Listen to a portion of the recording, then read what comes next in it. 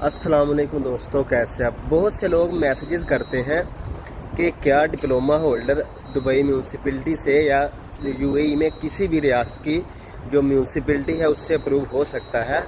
तो उनके लिए आंसर यही है कि डिप्लोमा होल्डर म्यूनसिपलिटी से अप्रूव हो सकता है, लेकिन उसके लिए उसका जो एक्सपीरियंस है वो 5 साल का एक्सपीरियंस होना चाहिए या उसकी जो डिग्री है वो 5 साल पुरानी होनी चाहिए, फिर डिप्लोमा होल्डर म्यूनसिपलिटी से अप्रूव हो सकता है। इंजीनियर के लिए 3 साल का एक्सपीरियंस चाहिए होता है या उसकी डिग्री 3 साल पुरानी होनी चाहिए, और डिप्लोमा होल्डर के लिए उसकी डिग्री 5 साल पुरानी होनी चाहिए और उसका 5 साल का एक्सपीरियंस हो, फिर वो म्यूनसिपलिटी से अप्रूव हो सकता है।